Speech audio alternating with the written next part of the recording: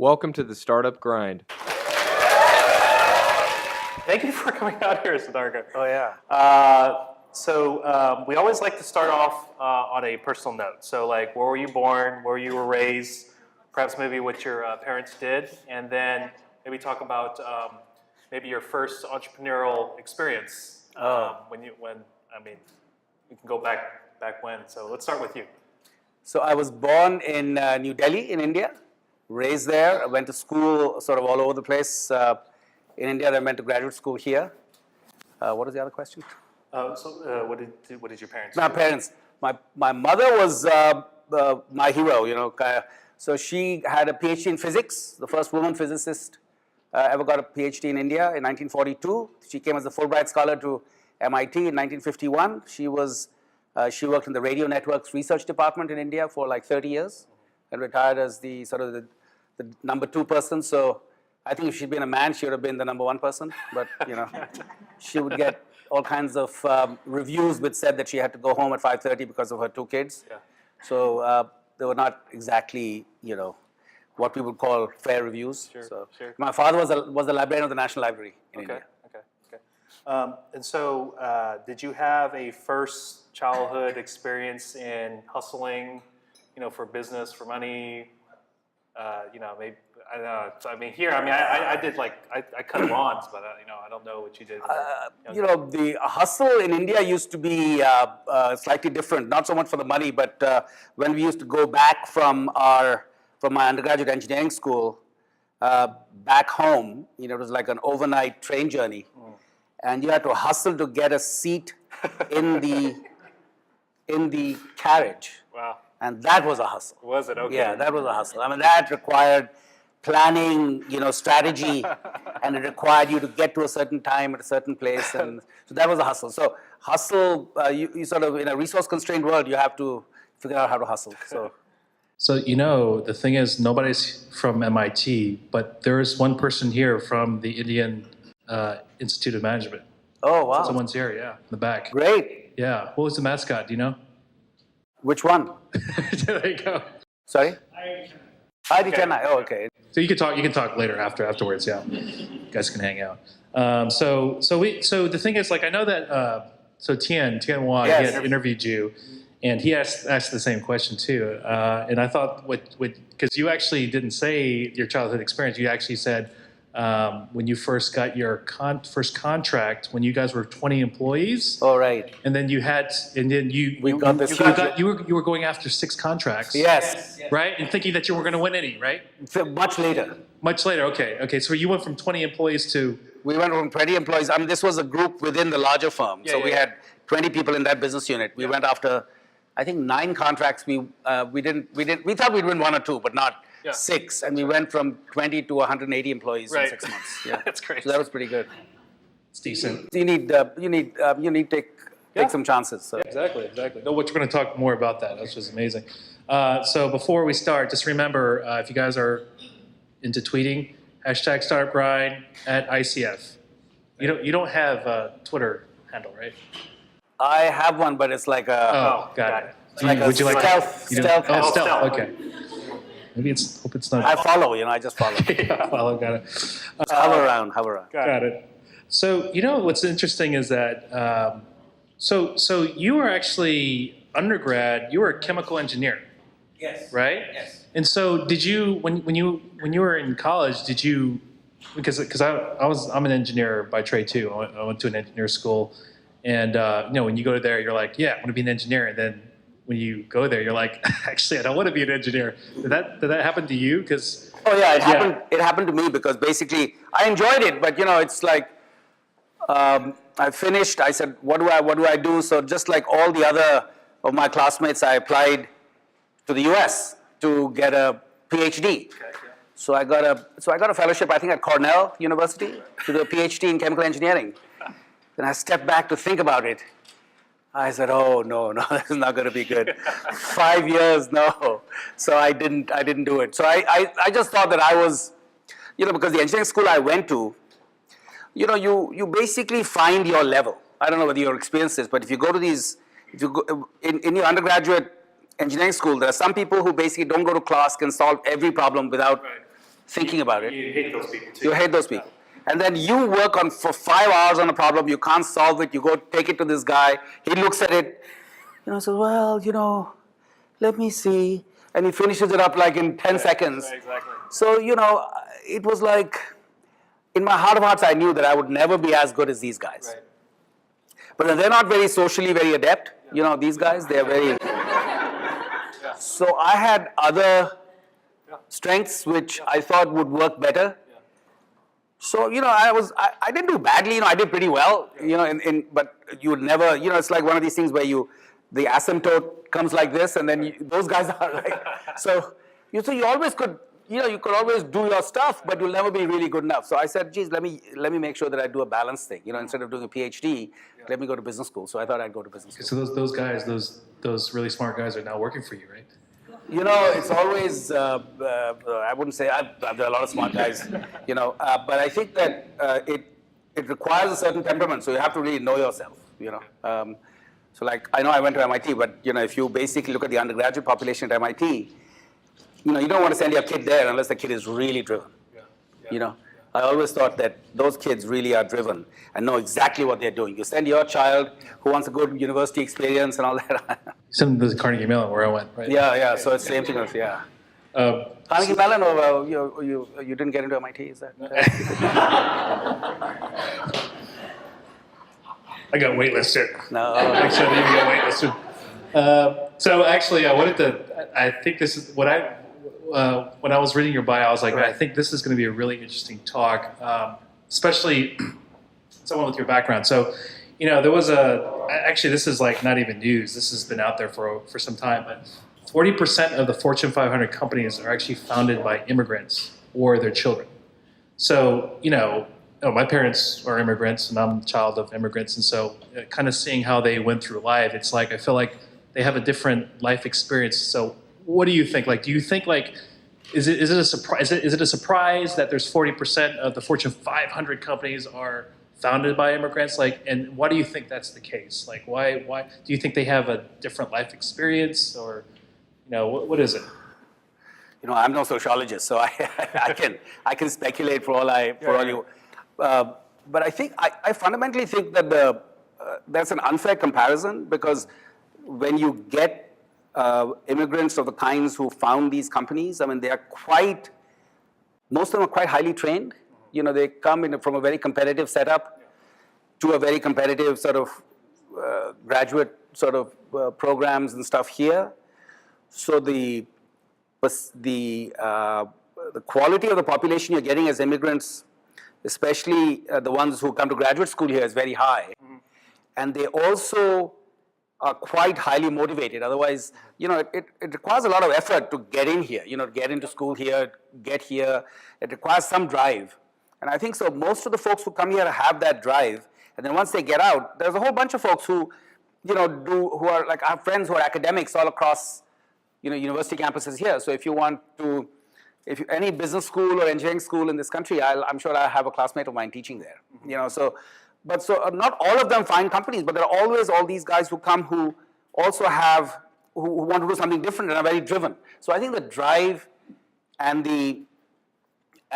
just the fact that you want to do something different is perhaps on an average higher there than others. I don't know. I just think that it's one of these things where you do have the segment of population which is very focused, driven, and I think also quite willing to take risk, which is like, I basically was willing to take any risk because I had nothing much to lose. I always thought that, geez, if nothing works out, I'll always take the plane back, find some job. No, I was actually recently interviewed on a podcast about this, and the thing is that if you notice about talent actually, smart people, they're actually evenly distributed all over the world, right? Like geniuses, they're everywhere, right? They're distributed, but the opportunity for them to go up and then become very successful, well, that's limited. So, again, and people are drawn to the opportunity available here, and I think that my whole class applied to graduate school here. This was like 150 guys who, only 2 girls, who basically were, who half of them came here because of the fact that they were not applying to Russia, They were applying to come here. So everyone knows the opportunity is here. And therefore, if you have more opportunity here, and if you can get the talent here, you'll be more successful. So I agree with you. Yeah. Okay. Yeah, I mean, YC, they actually published these statistics, and actually they found out that 67% of their class, YC is actually the Harvard of startups. It's like the best startups. Like it's really high number, around the 60s, were either immigrants or immigrant children. So I thought that would be a pretty good perspective to ask you.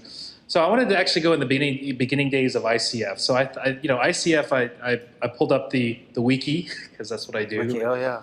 Yeah. Have you checked out the Wikipedia on your? Oh yeah, I mean we have. We went through a whole. We stood on our heads to make sure that wiki was highly documented and everything. Yeah. So I'm actually reading. Yeah, I mean you guys did a pretty good job of documenting. I mean, you guys started out as a VC fund, right? Like in 1969. Tuskegee Airmen started, and then you guys were helping out. It's sort of like the SBA, finance and help minority-owned businesses win contracts, right? And then you guys, then you joined in 1983, and then what happened was there was a merger, right? So there was like ICF and Kaiser, right? Yeah, and then it merged, and then it went IPO, and then you split it. Right, you guys split the ICF. I know I'm Superman. No, but basically, when I joined the firm, it was like 130 people, and and they were growing quite rapidly. Okay. And they acquired an engineering business for like 5 times the size. Okay. So it became ICF Kaiser. They went public, and they won a whole bunch of work. But then the engineers who sold all this work didn't know how to do it or perform it. So we were one of the 3 divisions, and they decided to sell off the 3 divisions because otherwise it was not functioning well, the company. So I happened to be the president of the consulting business. Of one of them. Of one of them. And so we bought ourselves out from under them. Got it. So that was basically what so we bought out the ICF portion of ICF Kaiser from under ICF Kaiser. Right. No, so this is interesting because I wanted to talk about spinoffs, right? Because I don't know if you guys know, but even in this area, there's a lot of spinoff companies. Like Vox of Vox Media, that's a spinoff. It's a subsidiary, but they had to spin it off with Ezra Klein. Alarm.com, spinoff from MicroStrategy. Capital One, the big $22 billion, that's a spinoff from Signet. And then other ones like Trello, and then Intel was a spinoff. So what is your opinion about spinning off a company versus starting up a company by your, with your own team and then trying to find VC? What is your opinion about that? You think it's better, or do you think it's I don't know whether I'd put a value judgment on better or not, but I think that when we did the spin-off from Kaiser, we were like 550 people and $80 million in revenue. Yeah. So you certainly had a client base, and you had a bunch of employees who were very interested in the work we were doing. So I think that there's more momentum if you do a buyout, which is successful. Now, we spent the first 2 years, we were like 7-to-1 leveraged. So, when you're 7-to-1 leverage, you need to collect every dollar in terms of, receivables. And the banks are always looking to see how they can put you in the workout group. So it's a hand-to-mouth existence. So you want to make sure your capital structure when you do the spin-out is right. But if you do the spin-out and if you do it right, you have much more momentum. But it is an older style business. Okay. We have a very boring business model. We sell knowledge-intensive time, which is either the knowledge is based on intellectual property, which we have, but basically we sell time, which no VC likes. No VC likes this model. A venture capital, not a private equity guy. I'm talking about venture. They all want, the software as a service model, you clip a coupon. Once you set the thing up, the thing goes on forever kind of thing. So spin-outs are great if you're if you're interested in businesses which are not necessarily, don't necessarily have the latest kind of business model, which is sexy and interesting and all that sort of stuff, because you will never find a mature business like that. If you set up a business from scratch and if you're successful, that is, you do everything on your own. You basically set it up from scratch. I mean, the culture and everything can be potentially developed on your own. So I think there is a difference in the two. It's just that the investors who do VC investing don't necessarily do private equity investing. And there's a big difference in the two. The PE guys are cash flow based. The VC guys are much more risk based. Okay. No, we'll definitely talk about, spin-off, and then I wanted to talk about like the M&A aspect of it, because that's where you had merged with 20 companies, which we'll talk more about. So you've been with ICF for close to 35 years? 35 years, yeah. 35 years? So I joined when I was 10. yeah, exactly. That's like 3.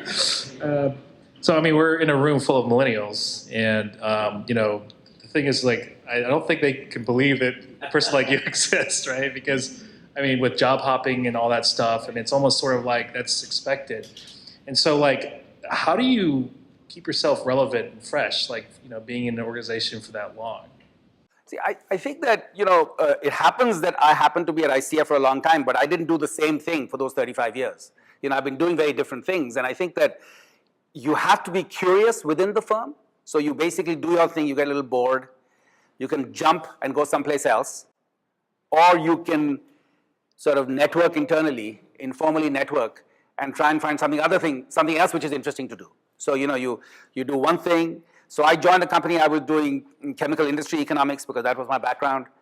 Then I started doing a whole bunch of work on climate change stuff because that was sort of very interesting. And then I started working on marketing services stuff, so anything so you have to have the curiosity and the stamina to do internal networking. So I'm by nature pretty, I'm happy to sit around and have a drink here, have a drink there, talk to people, do all that. So I think that you learn a lot through informal networking in large organizations, and you can move from place to place. And then when people know you and know that you do a good job, then you sort of get, there's an echo, and then people say, geez, so how did I get the job as the head of the division of the consulting business?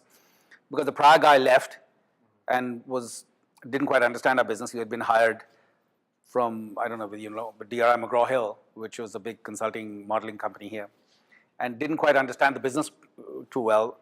He left, and then they looked around, and I had just won these 6 contracts for $600 million. So the CEO looked around and said, do you want the job? So, you get the job by looking around, making sure that you take the opportunity. So I think that it would be a mistake to think that I did the same thing for 34 years. If you can keep looking for opportunity and jump from one sort of business to the other. And then the nature of my job changed. I stopped being a consultant, really, when we did the buyout. And I became like a, financial guy. I hadn't met a private equity guy, before we did the buyout.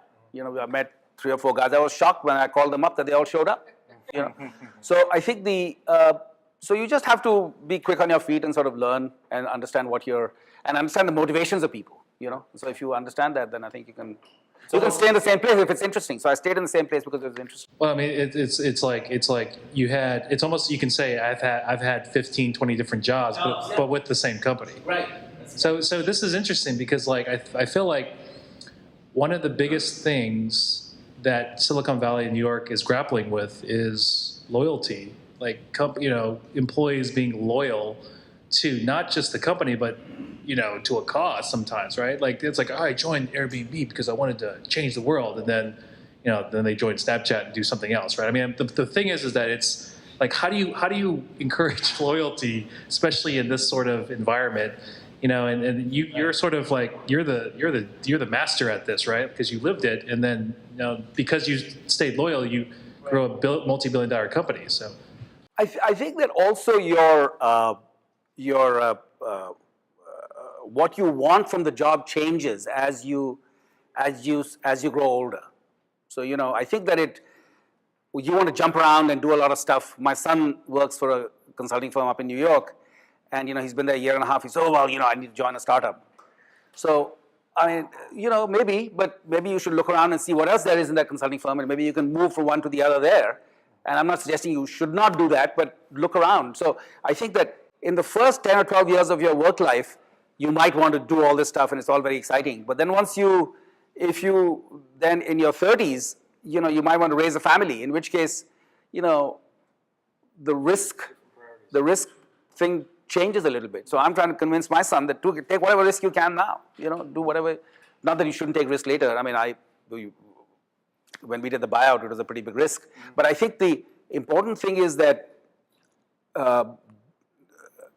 it is a four-letter word, work.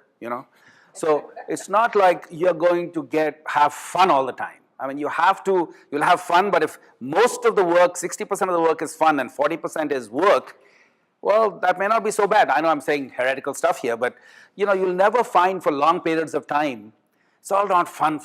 I mean, you have to get up in the morning, you have to brush your teeth. I mean, it's not fun, but you do it. But I think the important thing is to sort of have a balanced view of what you're planning, what you're doing, and what you're interested in doing, and how much risk you can take at what stage of your life. So I think that's really quite important. No, I mean, I think that's a point well taken. I mean, yes, work is work, but then you have to figure out how to have fun. Talking about fun, with ICF in 1992, you guys got a contract with, I think it was the EPA, with the Energy Star label, right, yeah. which I would say, was that like when, I mean, you listed as this as one of your milestones in your company.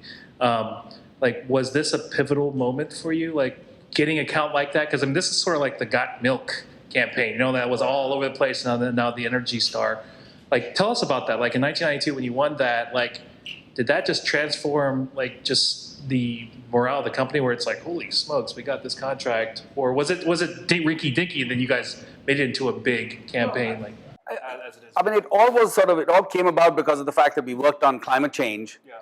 And one of the biggest issues with climate change is you have to reduce carbon emissions. And the number one most cost-effective way of reducing carbon emissions is making things more energy efficient. So if you make things more energy efficient, then you reduce carbon emissions. So the first program which EPA decided to launch, which we helped them do, and we were the only firm working with them, was what is called the Green Lights program, where you do energy efficient lighting. And then they decided, okay, that was very successful.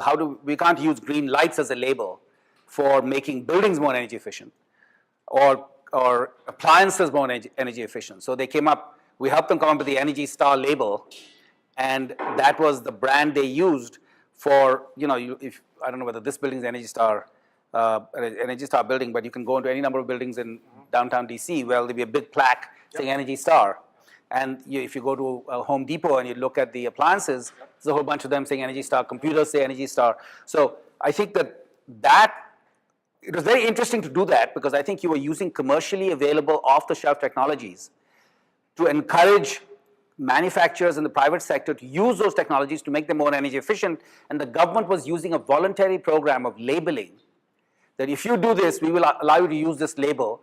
So, and then helping the customers choose that product against a product which did not have the label. So it was all non-regulatory, totally a public-private sort of partnership on a voluntary basis. It was hugely successful. There was a lot of adoption of commercially available off-the-shelf technologies to do this. And then what was interesting, which changed the company significantly, was when we won the branding contract for the Energy Star label in 1995, which was like a $100 million contract. We'd never bid on a $100 million contract. We decided, let's bid it because we know the client knows us. We teamed with an advertising agency, and we bid it, and it was such a complicated contract that it was hard for anyone to compete. It was like we knew the client, we knew exactly what they wanted, we put it together, and so we won it.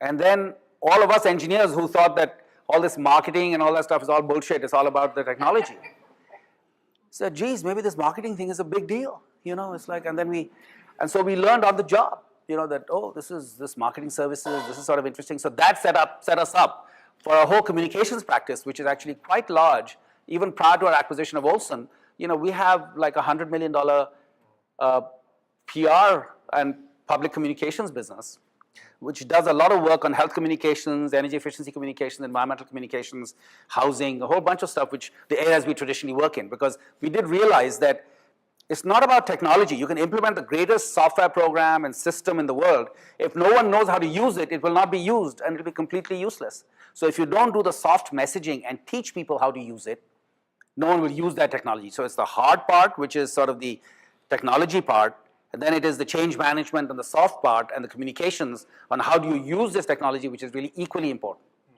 So it's not just, the user experience is in fact even more important than some of the other stuff. Like we use programs, for our financial systems where they are the user experience could be improved enormously, but the program works, but the user experience is reasonable.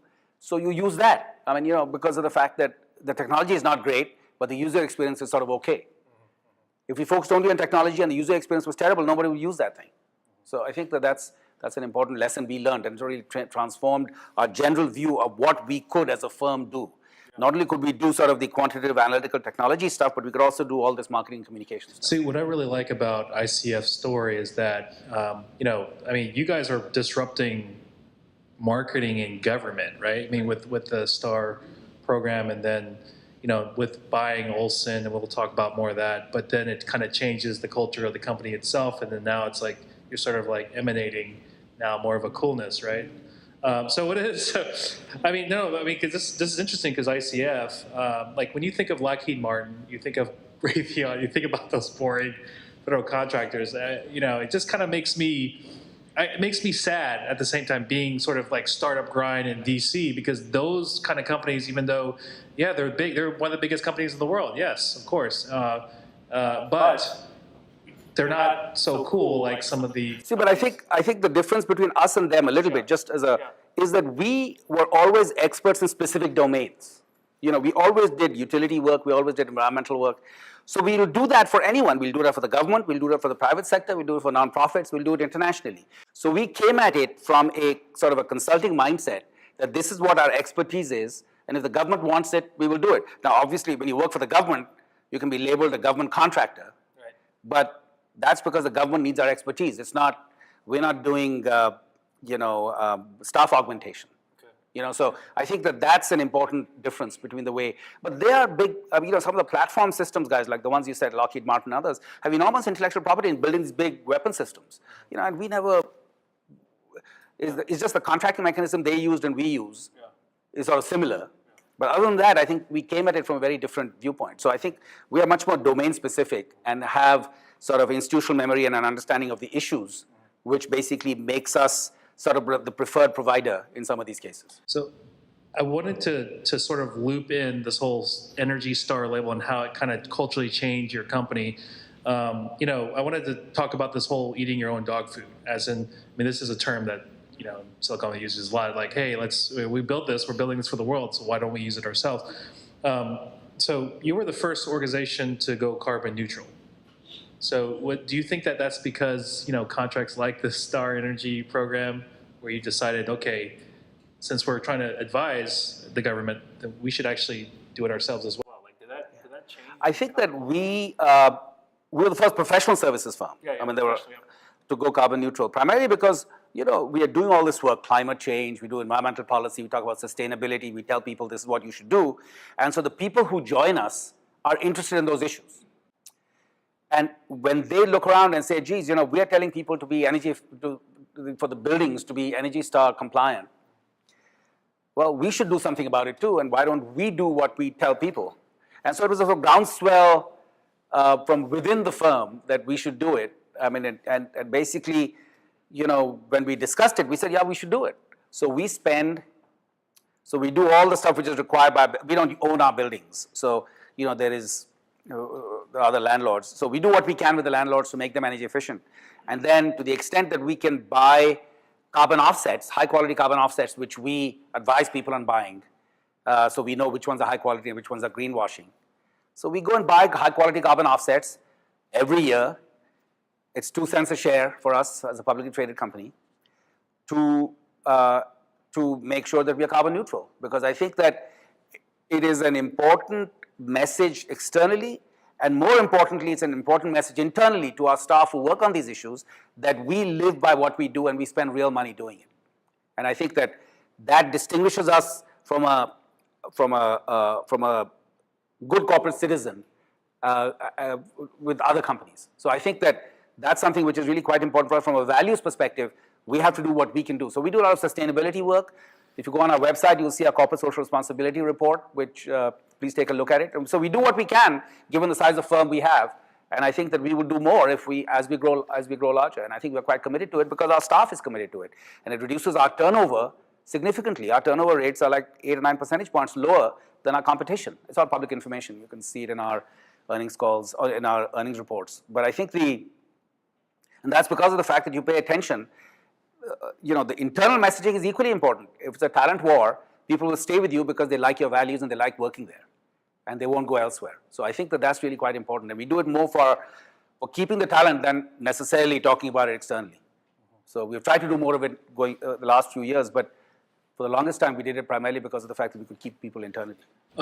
I'm glad you mentioned about talent. So like I'd imagine ICF probably has better recruiting for millennials than say the other. I mean, how's it with your firm recruiting from a younger workforce?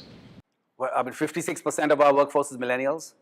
So, we basically try hard we generally are quite successful because a lot of millennials are interested in the kinds of things we do.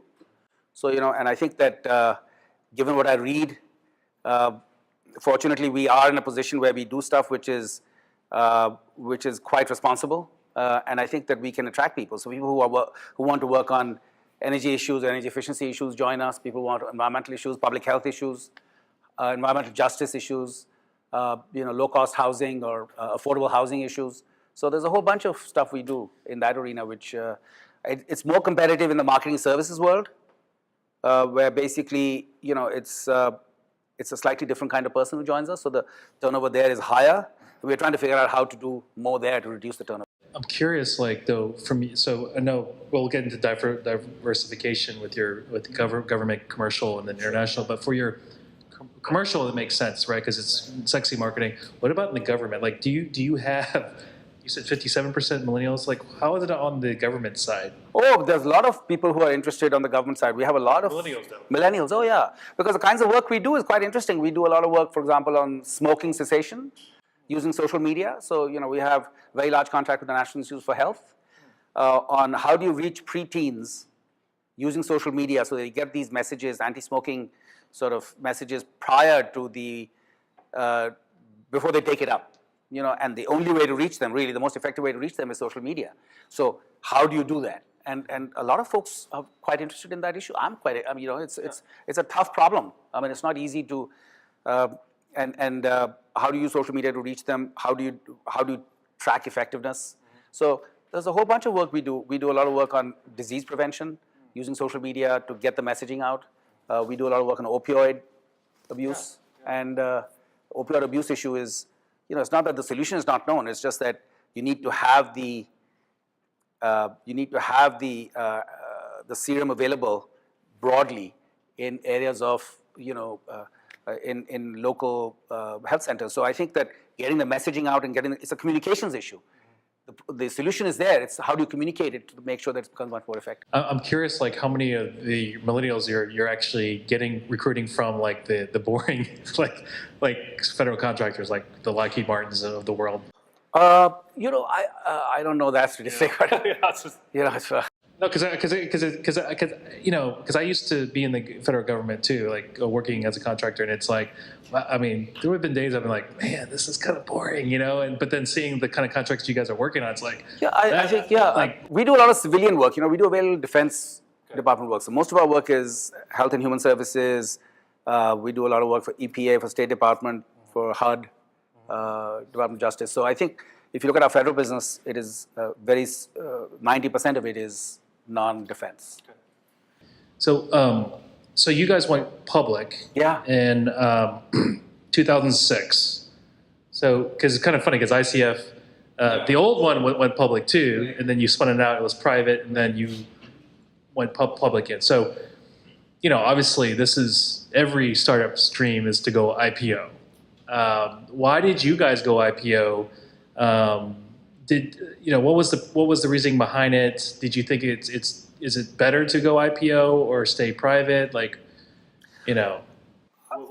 Basically when we did the buyout, we, all of us who were running the business didn't really have much money.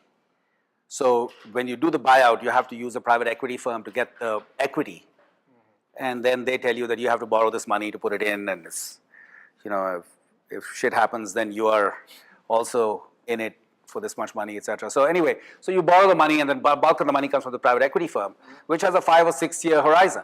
You do 5 or 6 years, and then they want their money back, or they want multiple times their money back. So I think the issue was, okay, there are 5 or 6 years over, we've actually done reasonably well, time to get out for the private equity firm. So you can sell yourself to somebody, or you can go public if the public markets will accept it. So I think for us, 2006 was a good time, and we crazily decided to go public. We were like $210 million or $230 million run rate company. I don't know what, $270 million run rate company. And the streets basically thought, oh yeah, that's great. And it turned out that as soon as we were planning to go public, we won this very large contract to compensate the victims of Katrina and Rita in New Orleans. We won a $756 million contract. So, when you try hard, you always, you have to be the right place at the right time, and then you have to take the risk of writing the proposal, and then we won it. Yeah. So that basically propelled us for 3 years. We were getting $400 million, $270 million company, first year revenue, $400 million from this contract. Right. So $670 million. Yeah. So going public is good if you know your numbers for the next 18 months. I've seen companies go public. I've seen companies go public who basically miss their first quarter earnings. I mean, that is just insane, because the public investor has no interest. They think you're a dog, and they'll sell you immediately, and you'll get the hell out, and your company will be valued at nothing, and no one's going to buy it. No, but so when you had your interview with Tien, you had said something very interesting when you went public. You said, I think your IPO, you raised 170 million. That's what you said. 170 million. I'm sorry. Okay, so 70 million. But then you guys grew 6 times in size in 8 years. Do you think that was directly attributed going public? I think it was attributed to the fact that we basically were a public entity. We won this large contracts. We generated enormous amounts of cash. And we used that cash effectively to make sure that when the contract ended in 3 years, we had filled the gap, either through investment in business development and through acquisition. So when we came out, we went in as 270 million. We came out, last year the contract, total company was 700 million. Next year, when the contract was 0, we were still 700 million. Why? Because we filled in all the gaps by either through growth, organic growth, or through acquisitions. So we went in as 270, 3 years later we came out as a $700 million company. So I think that it helped that we were a public company, because in 2 things. One, in business development. A utility will always give a contract to a public company, because the procurement guys are worried that you have the financial capability to do the work if they give you a large contract. And if you tell them we're a public company, here is the information, it's all public, you can read the balance sheet, they're very relieved. I see. If you're a private company, they'll wonder, are they telling me the truth? They think it's regulated, which it is, and all the information is there. So I was surprised that business development, it helps enormously. It also helps recruiting the best people at the senior level, because you can give them, we used to give them restricted stock units or stock options, which we stopped, but RSUs, stock options, and performance shares, which you can see exactly what the value is every day. Now that works well if the stock is going up. It's terrible if it's going down. But I think so you can hire people who are really very high quality, who want to work for a public company. So if you look at, there is a certain pizzazz. If you're the CFO of a public company, you're a very different commodity as compared to a CFO of a private company. They're not comparable. So a lot of folks want to be in the public company world because of the fact that it sets you up to do more in a larger public company. So business development and hiring talent at the senior level becomes enormously helpful if you do a public company. Now, I'm not suggesting going public is the right thing to do. I'm just saying that it's a huge risk, and if you're pretty confident of your first 18 months numbers, then you should do it, otherwise you shouldn't do it. That was some really good advice. Hashtag startup grind at ICF. So I wanted to still continue on this thing with going public and then using some of that money to grow. You had mentioned acquiring companies. So there's a bunch of startups in this room looking to do business, like with a larger company like yours. It's no secret. I don't know. So Dom had said that this space here is a hub zone certified here, and so you get pitched a lot for subcontracting, right? Right. So there's a two-pronged question. So number one is when you're looking for companies to buy, what are you looking for? And then secondly, when you are considering to do teaming agreements, on the government contracting side, what are sort of the qualities you look for? So I know those are two separate questions, but I think that we basically are always looking to see how we can discriminate our offering as compared to the competitor. We have a pretty good sense of who the competition is. So if we have a smaller company which has some intellectual property or something which they have developed which we can use to discriminate our offering, we will do that teaming immediately. I mean, for us, suppose we've had a contract for 5 years in the government arena I'm talking about. It's not like you can do the same thing for the next 5 years because everybody is trying to scratch and do whatever they can to displace you. So you need to reinvent yourself when you go in there for the second time. And if you can do that jointly with someone who has come up with some way to look at things differently which will save the government money. Suppose they're using a traditional legacy system. And you can tell them, well, let's use a commercially off-the-shelf software as a service system to fix this problem because you'll save 80% of your money doing it. We may as well be the guys who propose that because otherwise somebody else will disintermediate you. So we're always looking for ways in which we can jointly do that, especially if there is a new thing which somebody's come up with. So anything which is innovative, we will certainly consider in our areas of expertise. And so if people have interesting platforms on healthcare delivery, or compliance, or on distributed generation, or on and we can talk to you about these things. We'd be very pleased to talk to you because I think we're always looking to see how we can do that in a different way because then that helps us win, with our client set and stay ahead of the curve. So I think we are certainly quite interested in doing that. In terms of the traditional acquisitions, we always look for services businesses. We are not going to become, we have intellectual property which we develop, but we don't do shrink-wrapped software, because we tried it once and somebody called us up and says, where's version 2? So we said, we gave you a version, but what version 2?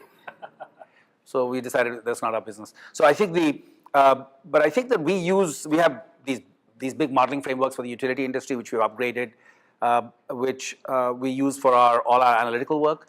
We have a loyalty platform called Tally, which we use so if you're a Hyatt Hotels member, or if you're a Hilton Hotels member, or we run all those loyalty programs. So we use that technology to run those loyalty programs. And we're always trying to upgrade them and do different things with them.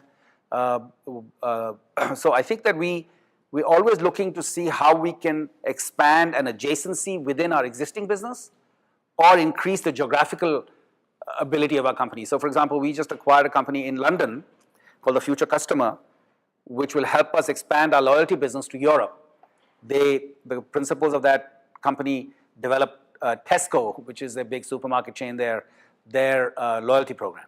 So, a hotel chain in Europe is not going to buy a loyalty program for a firm in the US unless they can be serviced from a geography close by.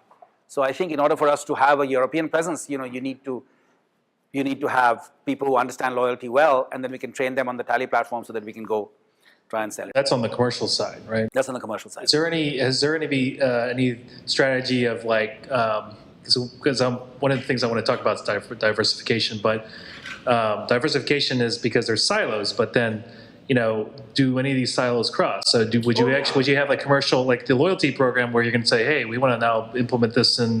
So we are trying to use, in the government, for example, the government does clinical trials, which go over 20 years. So, there's a drug, or there is a cohort which they want to follow over 20 years. They want to see the effect of something over 20 years. So we're trying to see how we can take the loyalty business, which keeps people loyal for long periods of time, and can we use that in a clinical trials scenario where our competition doesn't have anything like that. And here we have a technology which potentially can help keep the cohort engaged over a long 20-year period using social marketing methods rather than commercial social marketing methods using the platform. So, can we do that? So we have proposals into the clients to see whether they would like to try that. And it'll also bring down the cost, et cetera. So I think we're also looking to see how we can help utilities, which have traditionally been monopolies, but their world is turning upside down, but how they can start engaging with their customer, because they don't, utilities, as you know, I live in Washington, D.C., some of the utilities which serve the Washington, D.C. area have not been known for great customer service. So how do you convince them that you have to be more customer oriented? Because otherwise, the first chance the customer gets, they're going to drop you and go somewhere else. So I think utilities are trying to understand that also. So how do you get customer loyalty? How do you install this? How do you get a version of Tally for utilities? And there are some very progressive utilities which want to do that. So I think that there's a whole bunch of opportunity both in the government and in the utility sector, and certainly in aviation.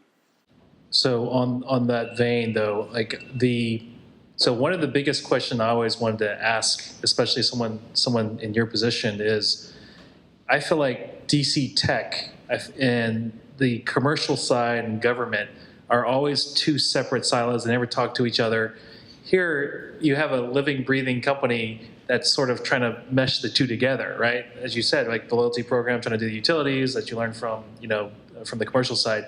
How do we encourage more of this where we can tap into this brain trust here in Washington, D.C.? So I heard Washington, D.C., if you took all the labels off of like highest per capita of like STEM jobs, highest per capita of like postgraduate degrees, highest per capita of like PhDs, and you did the same thing with Silicon Valley, you wouldn't even know what city's which, right? Like we're so similar, right?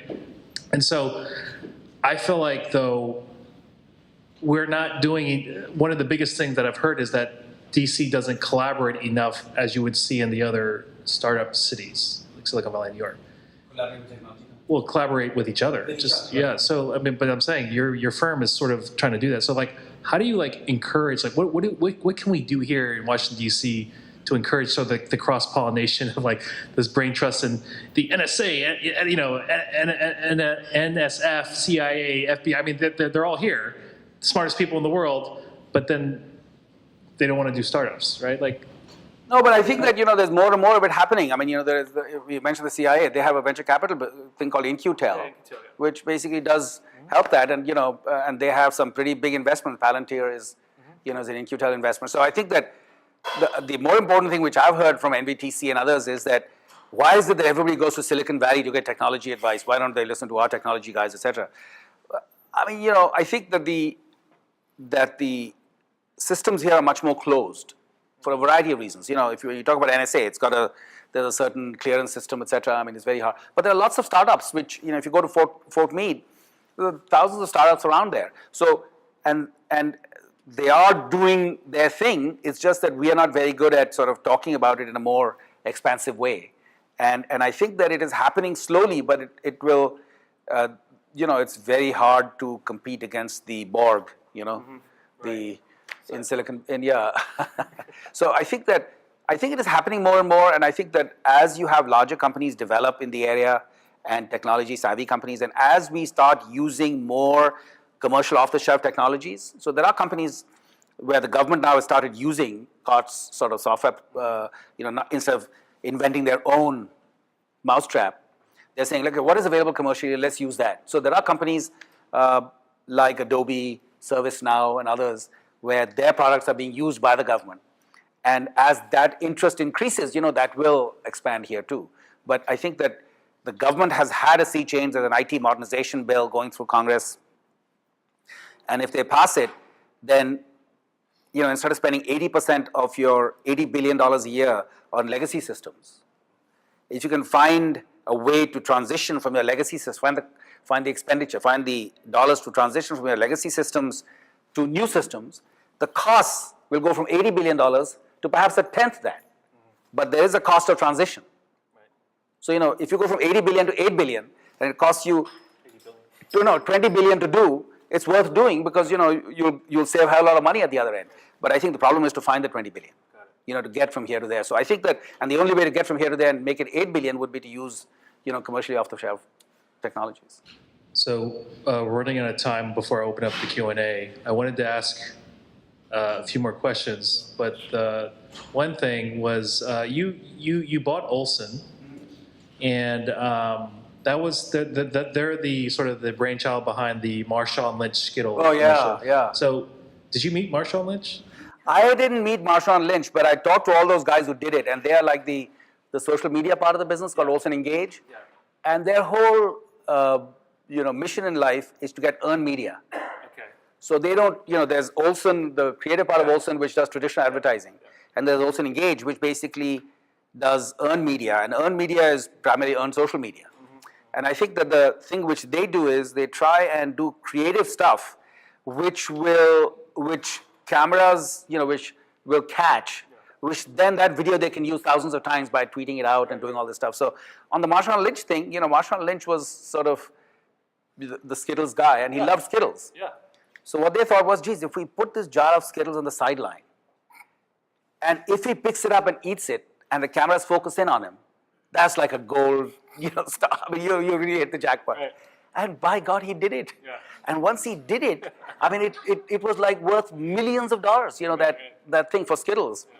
And so these guys think up all this stuff, which is, they had, when the Apple Watch came out, for some reason, the Olsen Engage guys are great in alcoholic beverages. They're like world's.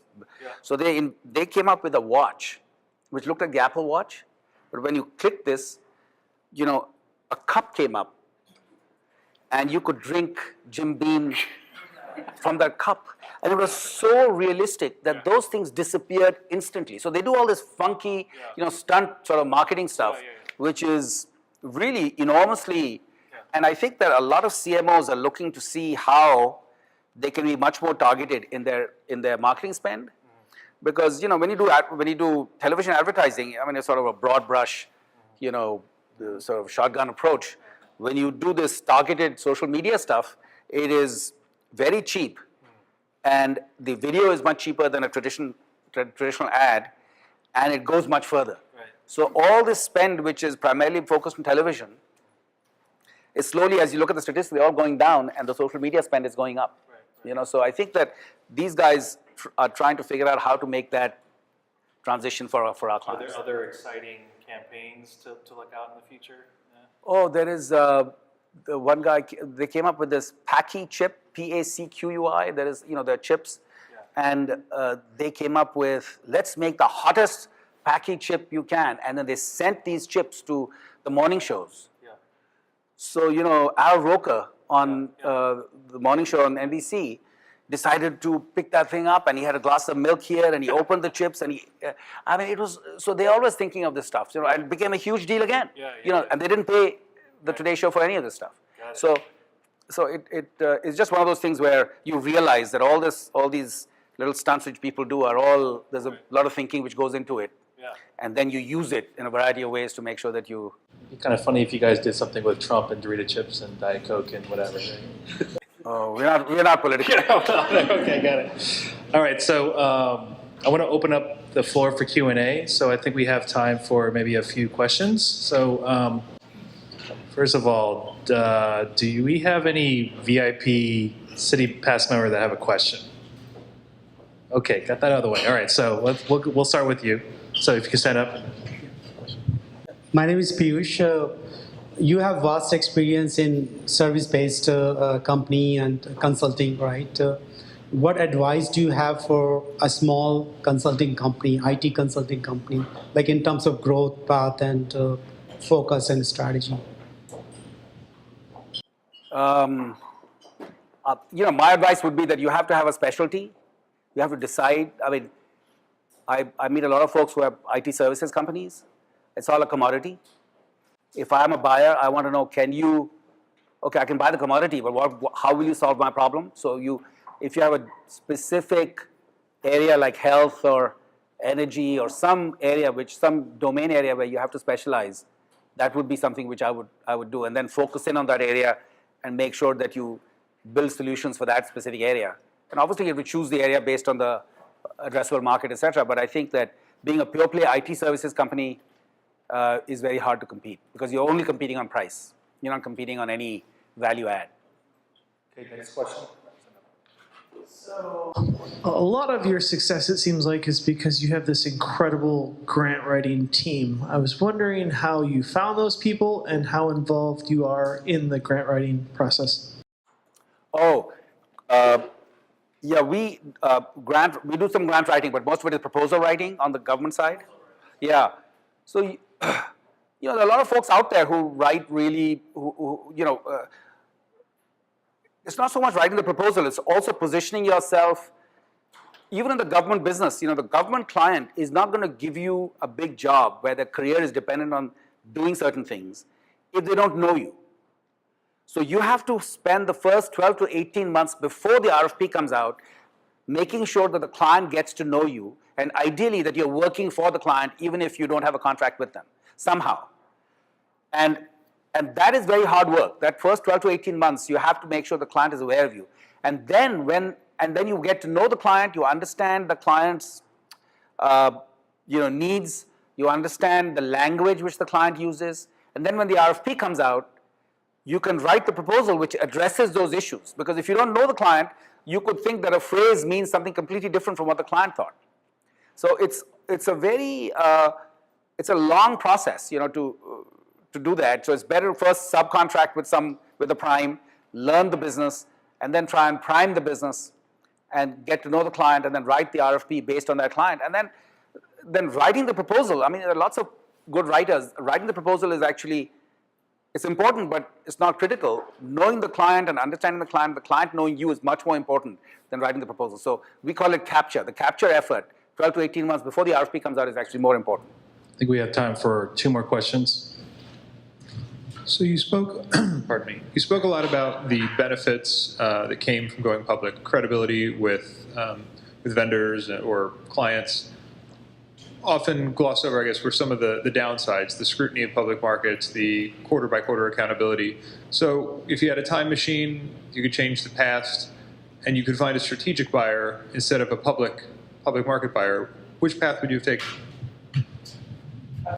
At that time, we wanted to be a public company, primarily because we all thought that we were great guys and we could run a public company, which was not exactly, when we decided to do it, was not exactly the smartest decision, but fortune turned out to be smart because we won this huge contract, so it took us through the first 3 years without too much of an issue. But I think that, more times, 6 or 7 times out of 10, doing the strategic buyer route would be much better than doing the public company route, because I think the public company route is far more risky than I count the number of earnings calls. I've done 48 or 51 or something, some number. So it's a real grind every quarter. And then after a while, and it's also a credibility issue. You have to establish your credibility to the public markets in the first 3 or 4 years, and after that they give you benefit of the doubt if if they sort of understand you. But that lasts only for a little bit. It's a risk every quarter. So I would say that the strategic sale is a better option than going public. Okay, one last question. Hi, thank you. So I'm a Master of Public Policy student in the University of Maryland. So my question is about what's the difference between commercial consulting and public policy consulting in your company? Because I've learned how BCG used the framework to analyze public policy problem, which is, I feel like it's really nonsense, because sometimes if you just analyze the problem, so complicated social problem, in 2 hours with your very simple framework, it doesn't work for public policy. So I'm just asking about how does it work in your company? Yeah, I think we think that to do public policy sort of consulting, you need to understand the issues with great depth. I think traditional frameworks might work, but if you don't have the institutional memory and an understanding of the economics of the problem and understanding all the dynamics of what can potentially happen, it's much more complicated than doing a pure commercial problem, because the end result is not dollars and cents, it is much more public welfare. So I think that the optimization function is much more complicated in a public policy issue than in a pure play commercial business. So I think that you're right that simple frameworks might help you think about the problem, but they won't necessarily give the right answer. So it's just one of these things where traditionally people who work on government public policy stuff do not work on commercial projects in our firm. And they do that by design. They want to do that thing instead of the other one. We give them a choice. You can do this or that. But they decide to do one or the other because they have a strong interest in doing something in that arena. So 2 last questions, because I'm the interviewer. I can ask you as many questions. So if you could rewind, say like 35 years ago, and you are sitting in front of a badass entrepreneur, what would you like to hear him say to you back then? So in other words, what's the best piece of advice you would have given yourself when you graduated college? Best piece of advice, I think that the best piece of advice I would give folks is that, it's always good to know what you really are interested in doing, A lot of people give a lot of advice, and there's something hot going on right now. It's a trend, let's become a data analyst, or let's become this, or let's become that. I try and tell my son who's a sophomore, oh, don't you want to do computer science next year? AP computer science? You don't want computer science? He looks at me and says, no. So, my job is to sort of give him advice, and he has to figure out, does he want to do it or not? And it's one of those things where I would take a lot of advice from a lot of folks, but you are the one who knows what you want to do and what you can do. And never do anything which you don't have a strong interest in, because it'll never work.